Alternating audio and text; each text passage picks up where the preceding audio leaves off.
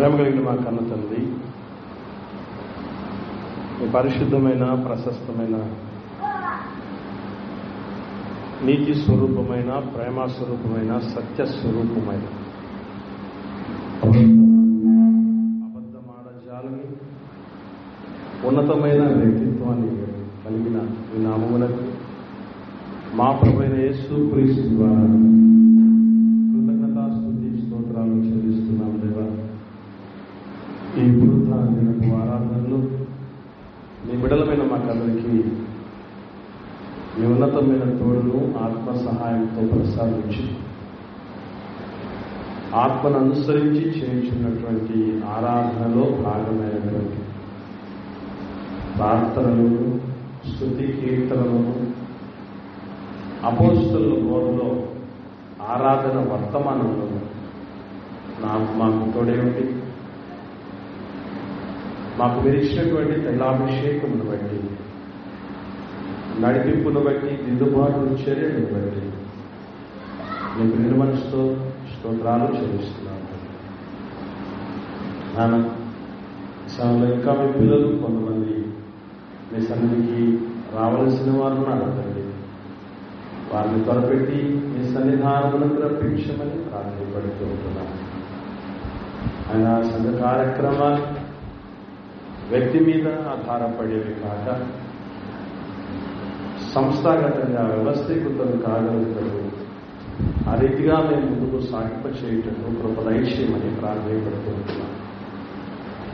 ఎందుకంటే ఆయన సంఘం శాశ్వతం, వ్యవస్థ శాశ్వతం, సంఘ క్రమం శాశ్వతం. ఆయన వ్యక్తులం వచ్చిపోయే వరం ఆయన ఈ సత్యమును ప్రతి ఒక్కరమును గ్రహించి మాకు మీరు అందించిన సమాచారం వరకు క్రమముగా నడుచుకున్న భాగ్యమును మీ బిడ్డలైన మాకు ప్రసాదించండి.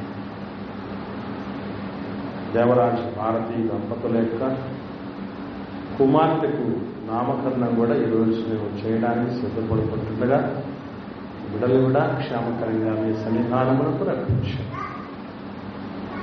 సమయాన్నంతా మీ చేతికి అప్పగిస్తున్నాం ఆయన.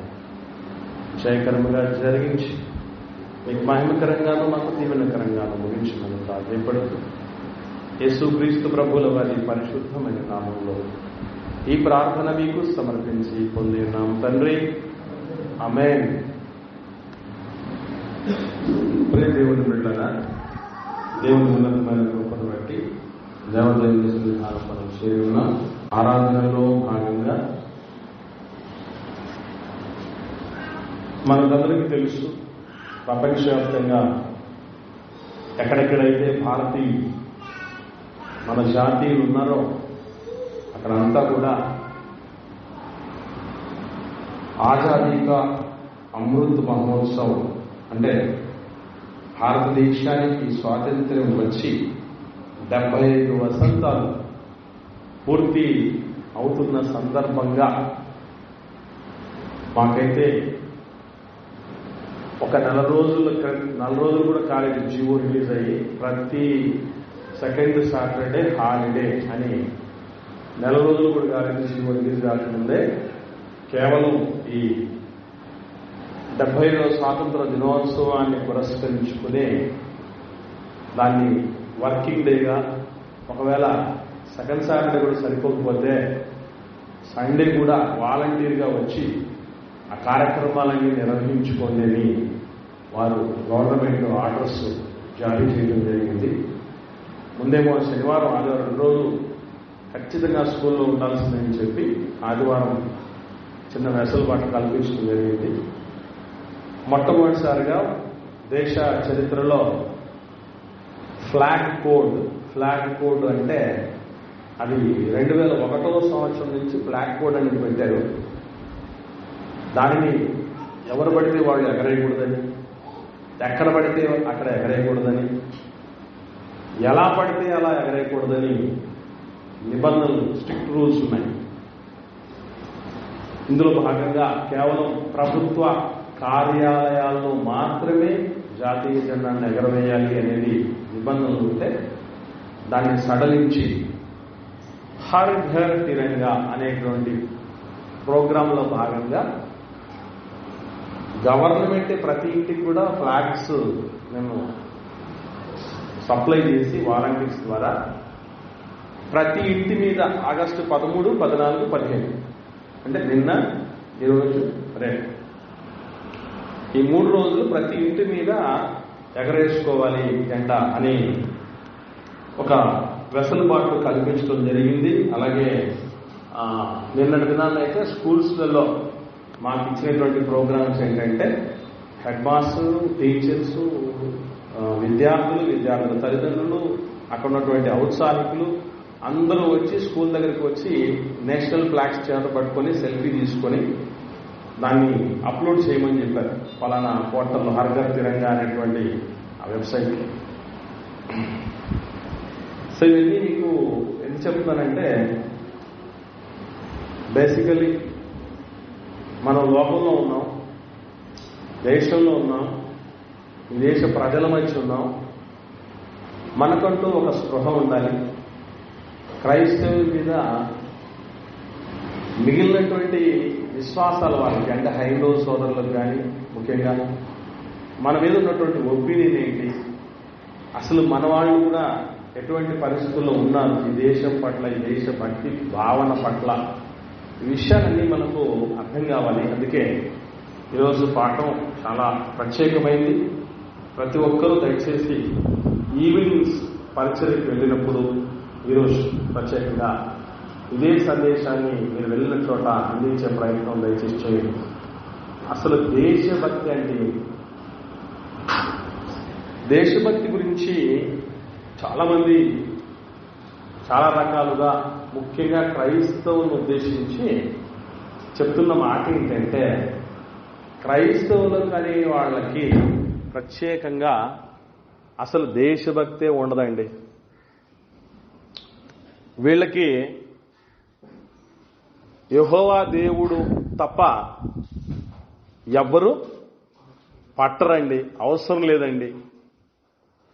ఎందుకనంటే వీళ్ళు పూర్తిగా దేశాన్ని, దేశ చట్టాలని, దేశ సంస్కృతుల్ని, వాటికి ఉన్నటువంటి ప్రతి విధమైనటువంటి ఆ కట్టడలు ఏదైతే ఉన్నాయో వాటన్నిటినీ కూడా వాళ్ళు అస్సలు ఖాతరు చేయరు అని తెలియపరుస్తూ చెప్పినటువంటి కొన్ని మాటలు ఏంటి అని ఆలోచించగలిగితే వీళ్ళు జాతీయ జెండాను అవమానిస్తారండి. అలాగే స్వాతంత్ర దినోత్సవం రోజు కానీ లేదా రిపబ్లిక్ డే కానీ జరిగిన రోజు ఆదివారాలు వస్తే ఆ రోజు కూడా దేశభక్తి గురించి ఏమీ చర్చెస్లో చెప్పరండి. వాళ్ళు జాతీయ జెండాన్ని ఎగరవేరండి, దానికి సెల్యూట్ చేయరండి, భారత్ మాతాకి జై అని అనరండి, జనగణమన పాడరండి, జై హింద్ అనరండి. ఇవన్నీ చెప్తూ ఉంటారు. అసలు శిశులు దేశభక్తులు ఎవరంటే ఈ దేశంలో ఉన్న హిందువులేనండి. క్రైస్తవుల్లో ఒక్కరన్నా స్వతంత్రోద్యమంలో పాల్గొన్నారా? అసలు బ్రిటిష్ వాళ్ళతో చేతులు కలిపి వాళ్ళు కుమ్మక్కైపోయినారు భారతదేశంలో ఉన్న క్రైస్తవులు అని కూడా చెప్పడం జరిగింది. ఇప్పటికీ క్రైస్తవులంటే వాళ్లకు దేశభక్తి ఉండదు అని కొందరు ఎవరో చేసినటువంటి వ్యాఖ్యల వలన క్రైస్తవ్యాన్ని అంతటినీ కూడా ఒక ఘాటికి కట్టేటటువంటి ప్రయత్నం చేస్తూ ఉన్నారు. ఏమండి, జాతీయ పతాకం గురించి ఒక దైవజనుడు ఇట్లా మాట్లాడాడని చూసారా? మీ వాళ్ళందరూ ఇంతే. అలాగే ఒకవేళ మేము మీ దగ్గర ఉండడం ఇష్టం లేకపోతే మా కోసం సపరేట్ దేశం చేయండి అని ఇంకొక దైవజనుడు అన్నాడు. అందుకోసం చూసారా, దేశాన్ని విచ్ఛిన్నం చేసే శక్తులు ఇళ్ళు అని చెప్పినటువంటి పరిస్థితులు. సో ఇవన్నీ మనం చూస్తూ ఉంటే ఇవన్నీ ఇట్లున్నాయి సమస్యలని అంతా ఫోకస్ చేస్తానంటే కొందరు అయితే ఏం చేశారంటే కొన్ని సంస్థల వాళ్ళు, క్రైస్తవ సంస్థల వాళ్ళు ఏకంగా స్వాతంత్ర దినోత్సవ వేడుకల్ని చర్చెస్లోనే జరుపుకుంటూ ఉండే పరిస్థితి. చర్చ్ మీదనే ఫ్లాగ్ని హైస్ట్ చేయడం, దాన్ని సెలబ్రేట్ చేయడం, ఇట్లాంటి కూడా పరిస్థితి కూడా వచ్చాయి. అంటే ఆఫీసర్స్ను పిలిపించడం, వాళ్ళతో పాటు సెలబ్రేట్ చేసుకోవడం, మేము కూడా దేశభక్తులమని చెప్పటం. ఇంకొందరు మాట్లాడుతూ అసలు ఈ భూమి మీద భారతదేశంలో కావచ్చు, ఎక్కడైనా కావచ్చు, అసలు చేసిన దేశభక్తులు అంటే ఎవరంటే వాళ్ళు ఆర్మీలో పనిచేసే వాళ్ళు మాత్రమే. ఎందుకనంటే వాళ్ళు ప్రాణాలకు తెగించి ఏం చేస్తారు, అక్కడ సరిహద్దుల్లో పోరాటం చేయటం గాని, అలాగే కుటుంబాన్ని గాని, ఆరోగ్యాన్ని గాని, దేనిని గాని ఆలోచన చేయకుండా దేశం యొక్క ఔన్నత్యం కోసం, దేశ ప్రజల యొక్క కాపుదల రక్షణ కోసం, వాళ్ళు క్షేమం భద్రత కోసం వాళ్ళ ప్రాణాలను పణంగా పెట్టేటటువంటి పరిస్థితులు ఈ మధ్యకాలంలో మనం చూస్తున్నాం. ఏమండి, సైనికుణ్ణి గౌరవిస్తూ చెప్పినటువంటి మాట నినాదాల్లో చెప్పేటప్పుడు జై జై జవాన్ అనేటువంటి నినాదాన్ని కూడా వాజ్పేయి, భారతదేశ మాజీ ప్రధానమంత్రి తీసుకురావటం జరిగింది. ఇట్లా మనం చూడగలిగితే అసలు దేశభక్తి క్రైస్తవులకు ఉంటుందా, ఉండదా, మనకు ఉందా లేదా, దేశభక్తి అంటే దేన్నంటారు, ఎలా ఉంటుందది అనేటటువంటి విషయం ప్రస్ఫుటంగా ఈ లోకంలో తెలియాలి. ఎందుకనంటే మనం చూస్తూ ఉన్న మన వినికిడిలో మనకు ఊహ వచ్చినప్పటి నుంచి భారతదేశ స్వతంత్ర వేడుకలు అనేటటువంటివి ఎలాంటి స్థితులకు పరిమితమైపోతున్నాయనంటే, పిల్లల్ని అడగండి, ఆగస్టు 15 ఏంట్రా, స్వాతంత్ర దినోత్సవం రాజు ఏంటి స్పెషాలిటీ, లేదా రిపబ్లిక్ డే స్పెషాలిటీ ఏంటంటే చాక్లెట్లు పంచుతారు. పిల్లలు ఏం చెప్తారంటే ఆ రోజు చాక్లెట్లు పంచుతారు. ఇంకా ఆగస్టు 15కి అయితే జెండా పండుగ. ఇట్లా పిల్లల్ని పిలిపించి పిల్లల స్థాయి నుంచి మనం ఆలోచన చేస్తే అక్కడ కూడా మీరు చూడండి, పొర్రపాటును కూడా హెడ్ మాస్టరో టీచర్లో ఎవరో ఒకరు ఆఫీసర్లో వచ్చి మాట్లాడుతుంటే వింటారా కుదురుగా పిల్లలు? కాదు, వాడికి పాట కావాలి, వాడు డాన్స్ కావాలి. దానికోసం ఎప్పుడెప్పుడు ఇది అన్ని సోదంతా ఎప్పుడైపోద్దా దానికోసం ఎదురు చూస్తూ ఉంటారు. అప్పుడు ఆ పాటలు వాళ్ళు డాన్స్ చేస్తున్నప్పుడు కానీ ఆ పరిస్థితి చూసి ఓ అని ఊగిపోతారు. దేశభక్తి అంటే ఈ డాన్స్ చేసేవాళ్ళదే, ఆ డాన్స్ సంబరాలు పడేవాళ్ళదే అనుకుంటాం. పాట అయిపోయిందంటే క్లోజ్ దేశభక్తి. ఇట్లాంటి పరిస్థితులు ఈరోజు లోకంలో అలుముకొని ఉన్నప్పుడు దేవుడు పరిశుద్ధ గ్రంథంలో భక్తులకు సంబంధించి చెప్పినటువంటి మాటలు ఎట్లా ఉంటాయి, అసలు దేశభక్తుడు అంటే ఎట్లా ఉంటాడు, ఎలాంటి వాడు అసలు దేశభక్తుడు కాదు అన్నటువంటి విషయాలు పరిశుద్ధ గ్రంథంలో చాలా చక్కగా చెప్పడం జరిగింది. దానిలోకి వెళ్ళడానికి మునుపు కొన్ని విషయాలు మీతో పంచుకోవాలి. ఎందుకంటే ప్రతి ఇంటి మీద ఈ ఆగస్టు 13, 14, 15 తారీఖుల్లో జెండా ఎగరేయాలనే నియమం పెట్టారు కదా. ఆఫీసర్ దగ్గరికి ఒక వ్యక్తిని తీసుకురావడం జరిగింది. మీరు చూస్తుంటారు వాట్సాప్లో, చూశారా లేదో నాకు తెలియదు కానీ ఒక పేద వ్యక్తిని తీసుకుని వచ్చి, సార్ ఇతనుకు ఎగరేయడానికి జెండా ఉందంట కానీ ఇల్లు లేదంట సార్, ఎందుకంటే ఈ ప్రతి ఇంటి పైన జెండా ఎగరేయాలన్నాడు కదా, కాబట్టి ఆయన దగ్గర జెండా ఉందట, ఇల్లు ఇప్పించండి అన్నాడట. చూసే భారతదేశం, మన దేశం పరిస్థితి ఏంటంటే నినాదం అయితే బాగుంది, హర్ ఘర్ తిరంగా అని. మరి ప్రతి ఒక్కరికి ఘర్ ఉందా? లేదు, తిరంగా మాత్రమే ఉంది. అంటే తిరంగా అంటే 3 రంగుల జెండా. 3 రంగుల జెండా అని హిందీలో మన రాష్ట్ర భాష అనగానే ఆంధ్ర రాష్ట్ర భాష అని కాదు, రాష్ట్రీయ భాష. రాష్ట్రీయ అంటే అది దేశం అని అర్థం. దేశాన్ని రాష్ట్ర అంటారు హిందీలో, అందుకే రాష్ట్ర భాష హిందీ అని అంటారు. సో మన రాష్ట్ర భాష హిందీలో దాన్ని తిరంగా అంటారు. తిరంగా అంటే 3 రంగుల జెండా అని, తిరంగా జెండా అని అంటారు. సో హర్ ఘర్ తిరంగా అంటే తిరంగా జెండా అయితే ఉంది కానీ మరి జెండా ఎగరేసుకోవడానికి ఇల్లు లేదు, ఇల్లు కావాలి సార్ అన్నట్ట. ఇంకా దారుణంగా ఇప్పుడు పరిస్థితి ఎట్లయిందంటే 25 సంవత్సరాల స్వతంత్ర భారతదేశంలో ప్రధానమంత్రిగా ఉన్నటువంటి వ్యక్తి ఎవరంటే ఇందిరాగాంధీ గారు. ఆమె ఒక నినాదం ఇచ్చింది ప్రధానమంత్రి ఈ యొక్క స్వాతంత్ర వేడుకల్లో, అంటే సిల్వర్ జూబ్లీ సెలబ్రేషన్స్ అంటారు కదా, 25 ఏళ్లు గడిస్తే ఆ silver Jubilee independence day celebrations టైంలో ఆమె గరీబీ హటావో అనే నినాదాన్ని ఇచ్చింది. అంటే పేదరికాన్ని మనం నిర్మూలించాలి. దీనికి సంబంధించి పంచవర్ష ప్రణాళికల్లోనూ, బడ్జెట్ కేటాయింపుల్లోనూ, వార్షిక బడ్జెట్లోనూ ప్రతి చోట ఈ పేదరిక నిర్మూలన కోసం మనం కదలాలి అని ఆమె మంచి నినాదం ఇచ్చింది. Very good. తర్వాత 1997 స్వర్ణోత్సవాలు అంటే 50 ఏళ్ల స్వతంత్ర భారతదేశ వేడుకల్లో ఐకే గుజ్రాల్ అనేటటువంటి వ్యక్తి ప్రధానమంత్రిగా ఉన్నాడు. ఆయన 1 year ఉన్నాడు. ఈ ఐకే గుజ్రాల్ అనేటువంటి ఆయన నేతృత్వంలో జరుగుతున్నప్పుడు ఆయన కూడా ఒక నినాదం ఇచ్చాడు. ఏమనంటే నిరక్షరాస్యత నిర్మూలన కోసం మనం పాటుపడదాం. ఎక్కడైతే నిరక్షరాస్యత ఉందో దాన్ని మనం రూపుమాపాలి అన్నటువంటి ఉద్దేశంతో ఆయన నినాదం ఇవ్వటం జరిగింది. ఒక తెలుగు కవి అయితే ఒక మంచి పాట రాశాడు, చాలా బాగా అద్భుతంగా ఉంది. ఆయన ఇప్పుడు రీసెంట్గా చనిపోయాడు, సిరివెన్నెల సీతారామ శాస్త్రి. అర్ధశతాబ్దపు అజ్ఞానాన్ని స్వతంత్రమందామా, స్వర్ణోత్సవాలు చేద్దామా అని. వినకపోతే తర్వాత వెళ్ళి చూడండి, చాలా బాగుంది పాట. అంటే అర్ధశతాబ్దంలో అర్ధశతాబ్దం అంటే 50 ఏళ్ళు, శతాబ్దం అంటే 100, అర్ధశతాబ్దం అంటే 50 ఏళ్ళు. ఈ 50 ఏళ్ల అజ్ఞానాన్ని స్వతంత్రం అందామా, స్వర్ణోత్సవాలు చేద్దామా అని ఆయన మంచిగా రాయడం జరిగింది. సరే, మొత్తానికైతే అప్పుడు ఒక నినాదం బయలుదేరింది. ఇప్పుడు 75వ సంవత్సరాల సమయంలో భారతదేశ ప్రధానమంత్రి నరేంద్ర మోదీ గారు ఈయన ఏం చెప్తున్నాడంటే, జెండా చేతులు పట్టుకొని సెల్ఫీ తీసుకొని అప్లోడ్ చేసి సర్టిఫికేట్ తీసుకో, చాలు నీ జీవితం ధన్యం అనే పరిస్థితి. అంటే ఆ గరీబీ హటావో స్వర్ణోత్సవాల సమయంలో గరీబీ హటావో అనేది రీజనబుల్ గా ఉంది ఆ సిల్వర్ జూబ్లీలో. అలాగే నిరక్షరాస్యతను నిర్మూలిద్దాం అనేటువంటి నినాదం బాగుంది.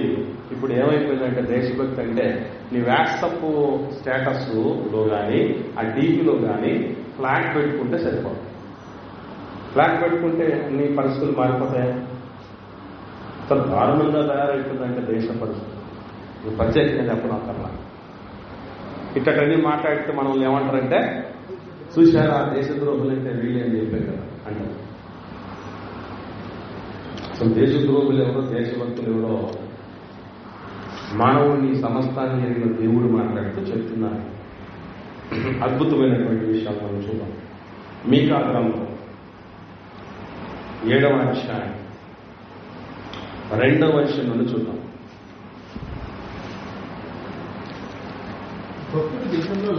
మీకా గ్రంథం 7వ అధ్యాయం 2వ వచనం, భక్తుడు దేశములో లేకపోయినట. ఇది ఎవరి సర్వే? దేశభక్తులు ముసుగులో ఉన్న సర్వే కాదు. ఈరోజు మీకు ఎప్పుడు డౌట్ వచ్చింది, నేను ఒక డిస్కషన్కి వచ్చింది మా టీచర్స్ మధ్య. ఏంటంటే, మన భారతదేశ చరిత్రలో ఒక వ్యక్తి ఎమ్మెల్యే ఒక్కరోజైనా, ఎమ్మెల్సీగా ఒక్కరోజైనా, ఎంపీగా ఒక్కరోజున్నా జీవితాంతం ఆయనకు పెన్షన్ వస్తుంది. తెలుసా మీకు? ఒక్క రోజు ఉన్నా చాలు. అందుకే ఈ ప్రపంచంలోనే గ్రేటెస్ట్ పవర్ఫుల్ జాబ్ ఏదైనా ఉందంటే అది రాజకీయ నాయకుడు అయితే చాలట. ఉద్యోగస్తుడు 60 ఏళ్లే పనిచేయాలి, వీళ్ళు చచ్చిపోయేంత వరకు పనిచేయచ్చు రాజకీయం. తర్వాత ఉద్యోగస్తుడికి పెన్షన్ లేదు, వీళ్ళకి పెన్షన్ ఉంటుంది. ఆ తర్వాత ఇదేనా, పొర్రపాటున ఏ వ్యక్తి మీదైనా సరే రౌడీ షీట్ కానీ, ఎఫ్ఐఆర్ నమోదైనట్టు కానీ, కేసులు ఉన్నట్టు కానీ, ఫ్రాడ్ చేసినట్టు కానీ ఉందంటే ఆ వ్యక్తి గవర్నమెంట్ ఉద్యోగం మొదలడానికి అర్హుడు కాదు. వీళ్ళ మీద ఎన్ని కేసులున్నా, నేరగాళ్ళైనా, ఆల్రెడీ కోర్టు విచారణ జరుగుతూ ఉన్నా, జైల్లో మగ్గుతూ ఉన్నా వీళ్ళేమవచ్చు, ముఖ్యమంత్రులు అవ్వచ్చు, ప్రధానమంత్రులు అవ్వచ్చు, ఏమైనా ఇట్లా ఎందుకు చేస్తారబ్బా అంటే ఒక్క విషయం అర్థమే. వీళ్ళందరూ ఎక్కడున్నారు? శాసనసభను కానీ అక్కడ పార్లమెంటును కానీ ఏమంటారు తెలుసా? ఈ రెండింటినీ ఒక కామన్ ఓడుతూ అంటారు. ఏమంటారంటే చట్టసభలు. ఏమంటారు వీటిని? చట్టసభలు అంటారు. చట్టసభలు ఎందుకన్నా తెలుసా? చట్టం చేస్తారు అక్కడ. చట్టం చేసేవాళ్ళు ఒకరు, ఆ చట్టాన్ని నిర్వహించేవాళ్ళు ఒకరు. ఇలా ఉన్నాయి. అంటే చట్టం చేసింది వాళ్లే కాబట్టి వాడి వేరుతో వాడు కన్నుపరుచుకుంటాడా? అందుకే మేము ఎమ్మెల్యేలమైనా, ఎమ్మెల్సీలమైనా, ఎంపీలమైనా ఒక్కరోజున్నా పెంచే జీవితాంతం ఉండాలి. ఏ కేసులున్నా ప్రజాసేవ చేయొచ్చు. చిత్రం ఏంటి? ప్రతి ఉద్యోగానికి అర్హత ఉండాలి. అవునా? కనీసం 7వ తరగతి అన్నా చదువు ఉండాలి. ఇక్కడ రాజకీయాల పరిస్థితి ఏం తెలుసా మీకు? 1వ తరగతి చదవకపోయినా పర్లేదు, వాడు రాజకీయ నాయకుడు అయిపోవచ్చు. 1వ తరగతి చదవకపోయినా పర్లేదు, నిశానిగాడైనా పర్లేదు. ఇంత దారుణమైన చట్టాలు ఎందుకు చేస్తున్నారంటే వాళ్లే చేసుకుంటారు కాబట్టి చట్టాలు.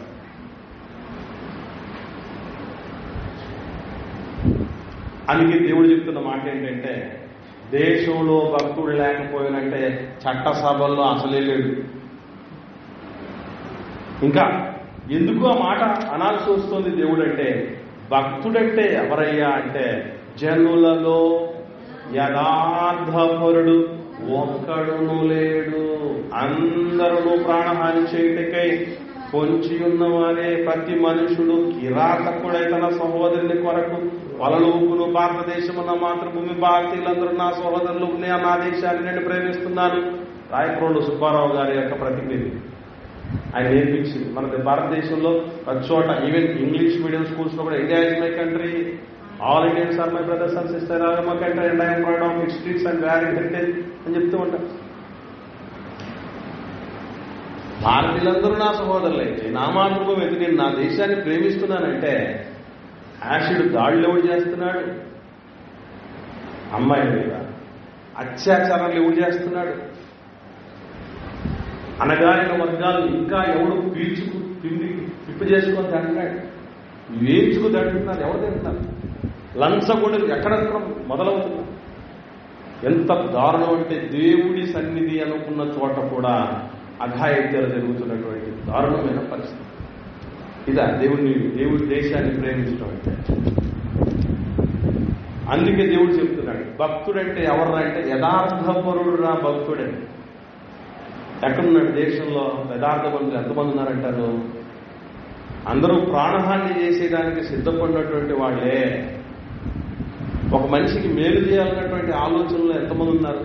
ఓ బ్రతుకు నిలబెట్టాలన్నటువంటి ఆలోచనలో ఎంతమంది ఉన్నారు? దేని దేశభక్త కింది చదివితే ఎన్ని చదువుతాం? ఇంకా 1 కాదు 2 కాదు, 2 చేతులతోనూ కీడు చేయపోను కొందరు అధిపతులు బహుమానము కోరుదురు. మీకు తెలుసు గోరంట్ల మాధవ్ కాబట్టి అనంతపురంలో సిఐగా ఉన్నటువంటి సిఐగా ఉన్నటువంటి ఎంపీ అయిపోయాడు. అయ్యగారు దేశ ప్రజలకు అందరికీ దివ్యమంగళ స్వరూపం చూడాలి, చూపించాలనుకున్నాడు ఆ మొత్తానికి. ఇట్లాంటివన్నీ మనం చూస్తే దారుణం అంటేనండి. చట్టసభల్లో కూర్చుని ఆ సమావేశాల్లో బూత్ సినిమాలు చూస్తున్నాడట సెల్ ఫోన్లో ఆ ఎంపీ.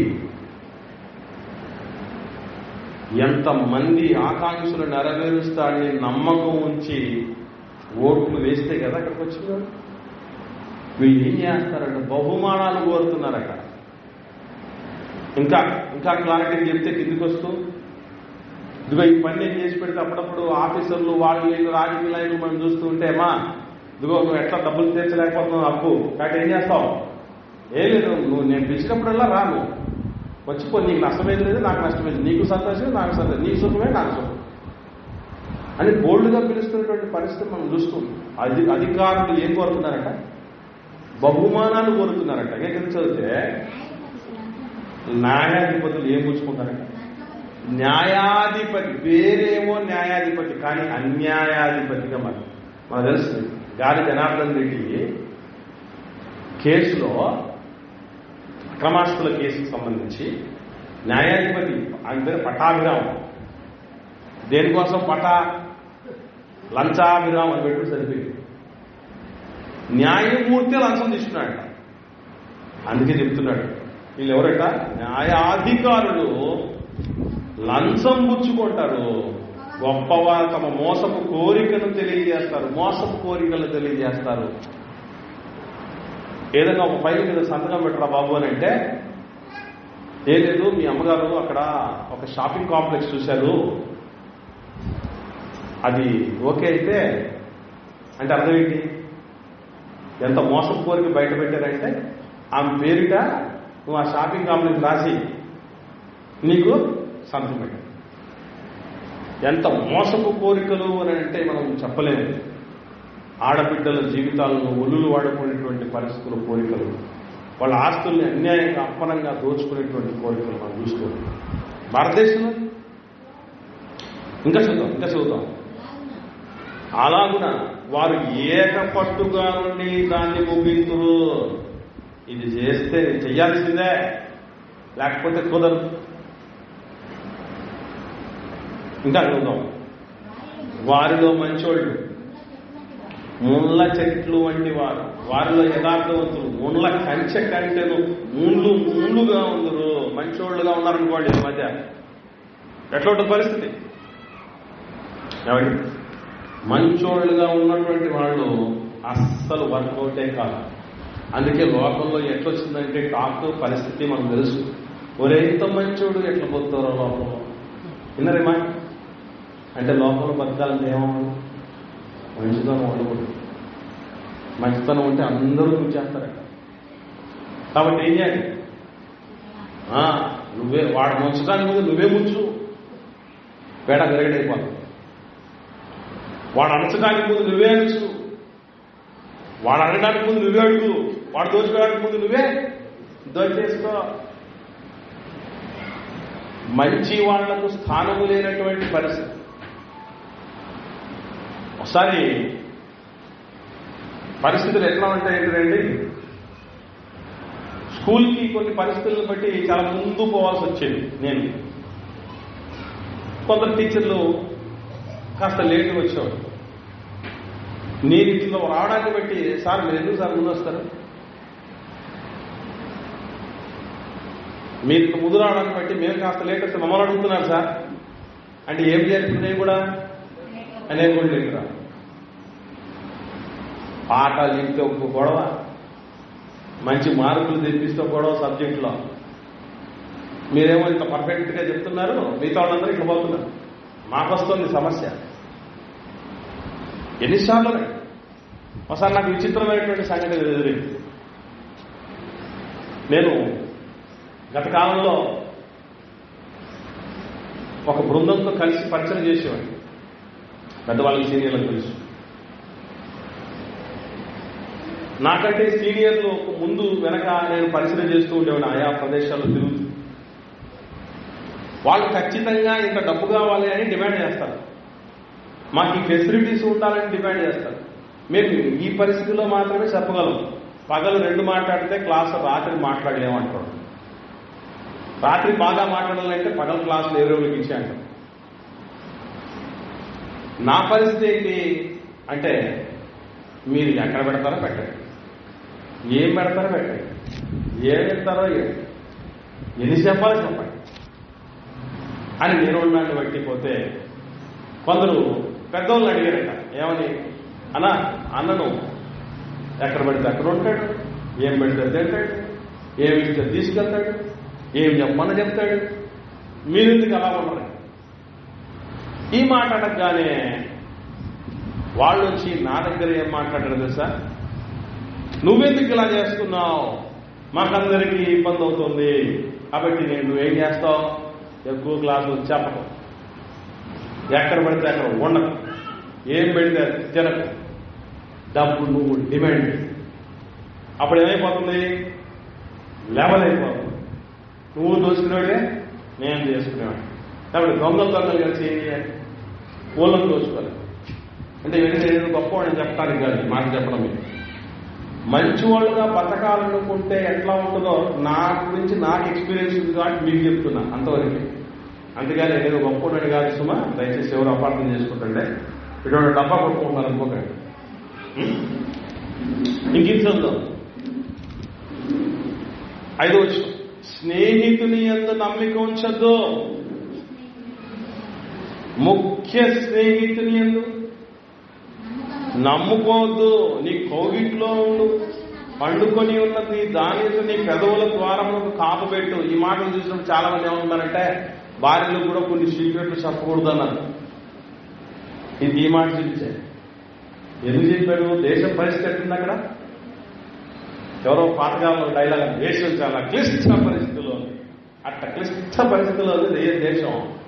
అలాంటి పరిస్థితుల్లో ఉన్నప్పుడు, అందరూ చెడిపోయిన పరిస్థితుల్లో ఉన్నప్పుడు జాగ్రత్తగా ఉండు, దగ్గర ఉండి కూడా నమ్మద్దు అని చెప్పిన సందర్భం అది.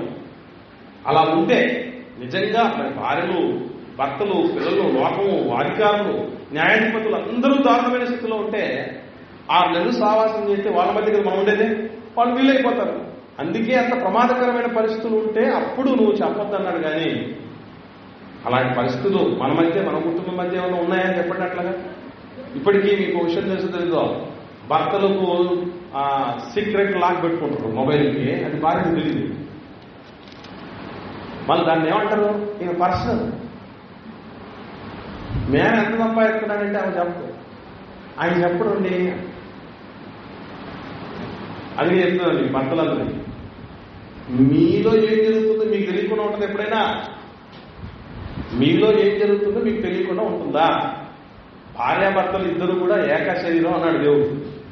మనం తెలియకుండా మనకు సెక్రెట్స్ ఉంటాయి. కుడికల్ని తెలియదు, ఎడకల్లిగా ఉంటుందా? రాంగ్. మరలా గుర్తుపెట్టుకోండి, ఏది ఎప్పుడు ఎట్లా ఎలా జరుగుతుందో. అందుకే ఇంట్లో ఉండేటువంటి భార్యకి భర్తలు అన్ని సాధక బాధకాలు అన్ని చెప్పాలి, కూర్చోబెట్టుకోండి. మన సంపాదన ఎంత ఉంది, ఇది పరిస్థితి, ఇలా ఉంది పరిస్థితి, ఉన్న పార్ట్నర్ నాకేమైనా జరిగినా, నీకేమైనా జరిగినా ఈ ప్రిపరేషన్లో మనం ఉండాలి అన్న ప్రిపరేషన్లో తీసుకెళ్ళాలి. అర్థమవుతుంది మీకు?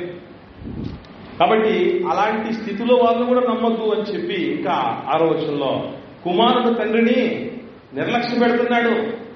అందుకే తండ్రి ఎక్కడ ఉన్నాడు? అనాథాశ్రమంలో, వృద్ధాశ్రమంలో ఉన్నాడు. వృద్ధాశ్రమాలు పెరిగిపోతున్నాయంటే ఈ దేశంలో దేశభక్తులు ఉన్నారా?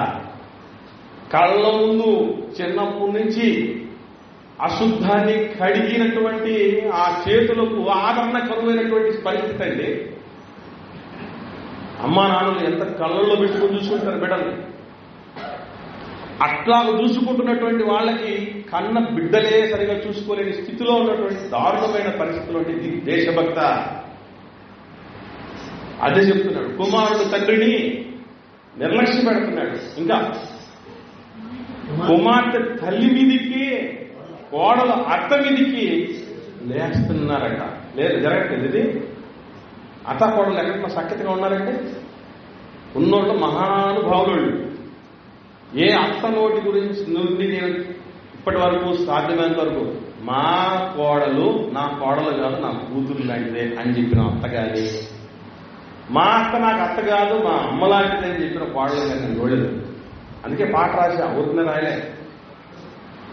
ఈ మాటలు విన్నటువంటి వాళ్ళు ఒక అత్త చెప్పింది ఏమనంటే, ఇంకేం పర్లేదా, అంతా మా గురించి రాస్తా ఉంటాడే, ఆయనకి ఎందుకట అత్త కోడల గురించే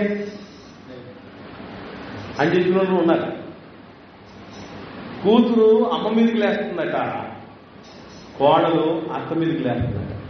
సాధ్యమైనంత వరకు మనం అనుకుంటూ ఉంటాం, కానీ డామినేషన్ ఎవరితో ఉంటుంది అనుకుంటారంటే చాలా మంది చెప్పండి. కోడలు చెప్పండి, కోడలు ఏమనుకుంటారు? ఎవరు డామినేషన్ ఉంటుంది అంటారు? అత్తదే అనుకుంటారా, మీద అనుకుంటారు? చెప్పండి. కోడలు అయినా చెప్పండి అమ్మా, కోడలు డామినేషన్ ఉంటుంది అనుకుంటున్నారా, అత్తది అనుకుంటారు కదా? నాకు తెలిసి కోడలు అందరూ అనుకునే విషయం ఏంటంటే మా అంత మామూలు కలిపి అనుకుంటారు. అత్తలు ఏమనుకుంటారు? అసలు ఇది కోడలు కాదు, రాక్షసి అనుకుంటారు. కానీ దేవుడు చెప్పిన మాట ఏంటంటే కోడలే అత్త మీదకి లేస్తుంది. ఎందుకు చెప్పండి? దాని వెనక ఒక లాజిక్ ఉంది. దేవుడు చెప్తున్నాడంటే అర్థం చేసుకోవచ్చు. ఎందుకంటే అత్త తరిగిపోయేదే, కోడలు పెరిగిపోయేది. ఏ రోజుకైనా డామినేషన్ ఎవరితో వస్తుంది అంటే కోడలు. అయితే ఇక్కడ గుర్తుపెట్టుకోవాల్సిన విషయం ఏంటంటే కోడలు మళ్ళీ ఏమవుతుంది? అత్త అవుతుంది. మర్చిపోకండి, కోడలు మళ్ళీ అత్త అవుద్ది. రాబోతున్న కోడలదే డామినేషన్ అవుతుంది. ఎందుకంటే మనం ఇద్దిందే మనం కోసం. మా అత్త బంగారం అనుకుంటే నేను నీకు వచ్చే కోడలు మా అత్త బంగారం. అది పరిస్థితి. అంటే కూతురేమో అమ్మ మీదికి, కొడుకేమో నాన్న లక్ష్య పెట్టి, కోడలేమో అత్త మీదికి నేస్తున్నారట.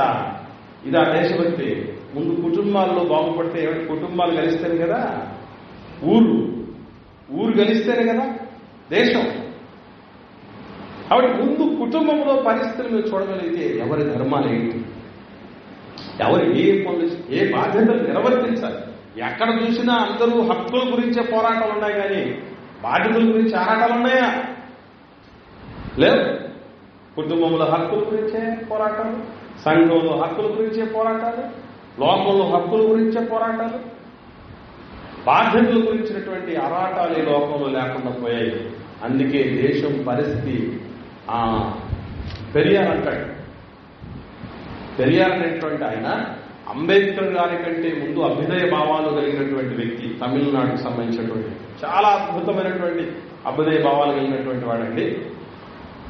పెరియార్ విగ్రహం మనకు బీచ్, కన్యాకుమారి బీచ్ లో పెరియార్ విగ్రహం కనబడుతుంది. అక్కడ కన్యాకుమారి బీచ్ లో పెరియార్ విగ్రహం ప్లస్ వివేకానంద విగ్రహం, 2 విగ్రహాలు కనబడతాయి. ఆయన అన్నాడు, దేశానికి స్వాతంత్రం వచ్చిందని మీరు చెప్పారు, నేను అస్సలు ఒప్పుకున్నాను. ఏమైందంట మరి? తెల్లదొరల చేతుల్లో నుంచి నల్లదొరల చేతుల్లోకి వచ్చింది ఈ దోపిడీ అని చెప్పాడు. అవునా కదా? మీరు ఆలోచన. కాబట్టి కిందికి వస్తే ఇక చాలా మంచి విషయాలు చెప్తూ వస్తున్నాడు. చదువుదాం. 7వ వచనంలో, అయినను యెహోవా కొరకు నేను ఎదురు చూసినాను. భక్తులంటే ఎవరి కోసం ఎదురు చూడాలి? దేవుడి కోసం ఎదురు చూసేవాళ్ళు ఉన్నారా? నాకు ఇప్పుడిప్పుడు తొందరగా ధనవంతుని అయిపోతాను, తొందరగా అన్ని సంపాదించుకుంటున్నాను, తొందరగా అన్ని సాధించుకుంటానని ఎదురు చూసిన వాళ్ళు ఉన్నారు. కానీ దేవుడి కోసం ఎదురు చూస్తున్న వాళ్ళ అలాంటి వాళ్ళు కదా నూతన బలం పొందేది. నా దేవుడు నాకుంటే చాలనుకుంటే ఇవన్నీ మనం కోరుకుంటాం అసలు. అందుకే ఆయన కోసం ఎదురు చూసేవాడు అసలు భక్తుడు. ఇంకా చెప్పాలంటే కింద చదువుతాం. రక్షణకర్తయగు నా దేవుని కొరకు నేను కనిపెట్టి ఉందును, నా దేవుడు నా ప్రార్థన. భక్తుడంటే దేవుడితో అనుబంధం కలిగి ఉండి ఆయన మీద ఆనుకొని బతికేటటువంటి వాడు. ఒక్క మాటలో చెప్పాలంటే దైవ భక్తుడే అసలు శిశుడు దేశభక్తుడు. దైవ భక్తుడే అసలు శిశులు దేశభక్తుడు. అంటే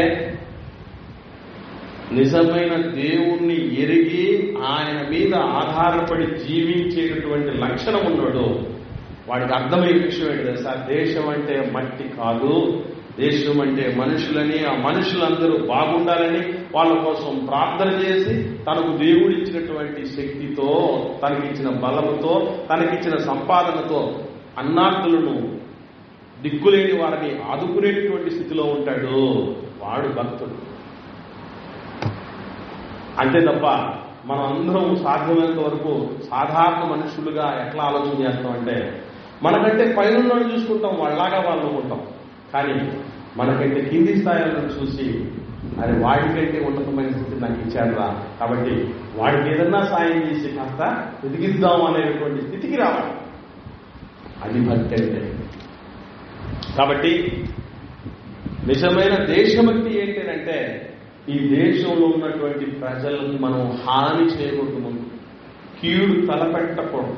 ఇదిగో లంచాలో, మోసపు కోరికలో కలిగి ఉండేటటువంటి పరిస్థితి, వాళ్ళని చంపాలన్నటువంటి, మట్టు పెట్టాలన్నటువంటి పరిస్థితి, అత్త మీదికి లేచే పరిస్థితి, తండ్రిని నిర్లక్ష్య పెట్టేటువంటి పరిస్థితి, అమ్మ మీదికి లేచే పరిస్థితులు లేకుండా వారిని చూసుకోవలసిన, వాళ్ళని ఘనపరచాల్సినటువంటి పరిస్థితి, వాళ్ళ మనం వ్యవహరించాల్సిన తీరును కలిగినటువంటి పరిస్థితి కలిగి ఉంటే దానికి మించిన దేశభక్తి లేదు. దీన్ని క్రైటీరియాగా తీసుకొని, దీన్ని ఒక పారామీటర్గా తీసుకొని, ఈ అంశాలను ఒక లక్షణాలుగా, క్వాలిఫికేషన్స్ గా తీసుకొని జల్లి పడితే దేశ ప్రజలందరినీ, దాంట్లో ఎక్కువగా తెలియదు ఎవరో తెలుసా? దేవుని పిల్లలు, క్రైస్తవులు. నిత్యము దేశం బాగుండాలి, దేశ ప్రజలు బాగుండాలి, ఇక్కడ అరాచకాలు, అక్రమాలు, దుర్మార్గాలు జరగకూడదు, రక్తపాత రహితమైనటువంటి దేశం ఉండాలి, అందరూ సుఖశాంతులతో వర్ధిల్లాలని ప్రార్థన చేస్తూ వారి కొరకు మన వంతు ఆదరణను ఇస్తూ ఉండేటువంటి వాళ్ళు ప్రపంచవ్యాప్తంగా, దేశవ్యాప్తంగా ఉన్నవాళ్ళు దేవుని పిల్లలు. దీన్ని మరింత మనం ఎక్కువ చేసుకోవాల్సిందే తప్ప దాన్ని మనం దిగజార్చుకోకూడదు. ఇక మీద నుంచి క్రైస్తవులైతే దేశభక్తి అనేది ఉండదని ఎవరన్నా మాట్లాడితే, ప్రతి దేశభక్తి అంటే ఏంటని అడగండి. మీకా గ్రంథం 7వ అధ్యాయంలో 2వ వచనం నుండి 7వ వచనం వరకు ఉన్నటువంటి విషయాల్ని వాళ్ళు ముందు పెట్టి వాళ్ళకి అడగండి. ఓకే, ప్రార్థన చేసుకుందాం. ప్రేమ కలిగిన మా తల్లిదండ్రులు పరిశుద్ధమైన